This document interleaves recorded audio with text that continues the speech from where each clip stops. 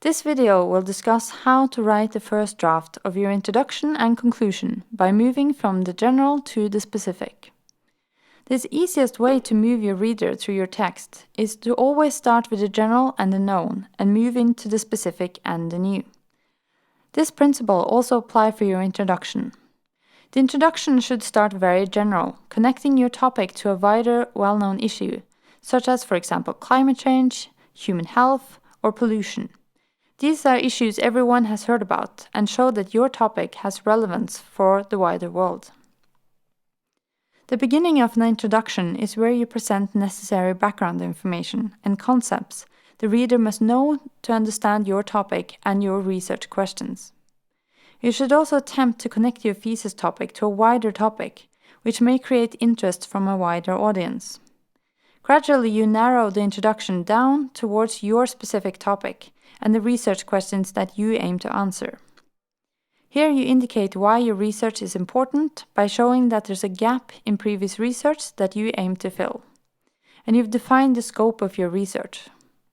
The introduction should end with your research questions and thesis statement, where you explain what you're going to do and why. If you need a reminder on the difference between a research question and a thesis statement, please revisit Module 1. To illustrate the importance of starting your thesis general, I will present a few examples of potential first sentences in the introduction of a thesis.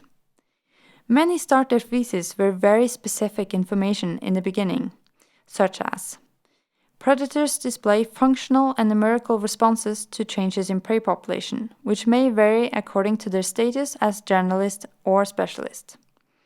Here you probably present some important and interesting information, but you lost the reader during the first sentence. Firstly, you have not set the stage for your topic and explained to the reader why this is important. Why do we need to know about these responses? Is it because it affects the magnitude of predators' impact on prey?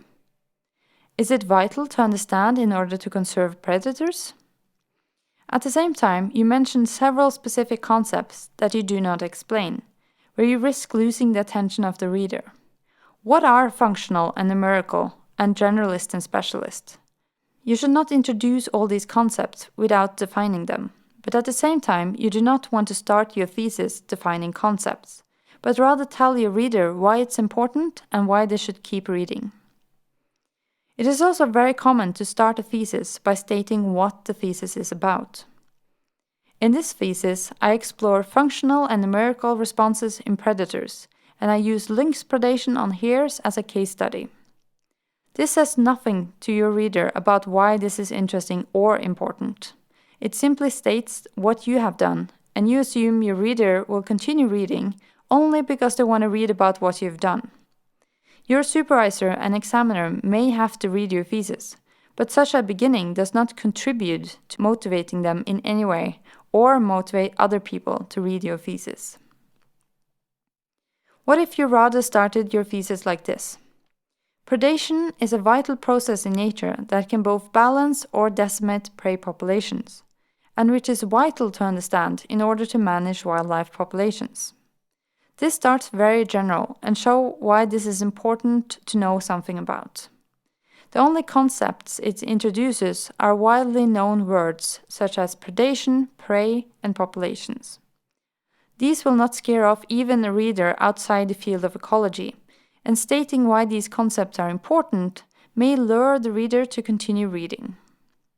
The conclusion of your thesis should have the opposite structure of your introduction.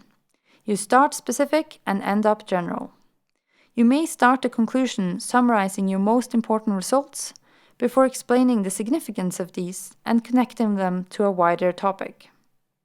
In many ways, the conclusion should be a mirrored image of your introduction, where you end up connecting your topic to the wider issues that you introduced in your introduction.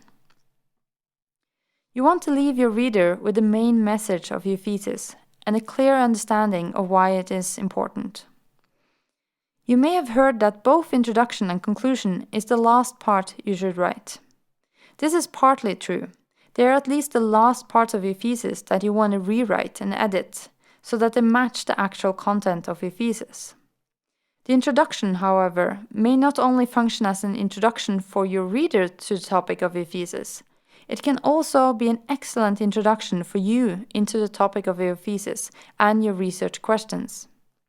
Your introduction should contain general background information and context about your thesis topic.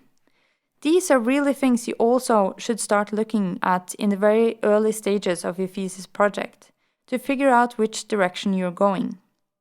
Therefore, you might want to work on an outline and a first draft of your introduction before you even start your thesis work, but expect that it will be totally rewritten later in your writing process. It might also be useful to start working on a conclusion before you have completed the whole thesis, as it helps guide you where you want to end up and what will be the important focus in your results and discussion. The same principles about starting general and continuing with the specifics applies also for paragraphs, which we'll discuss in the next video.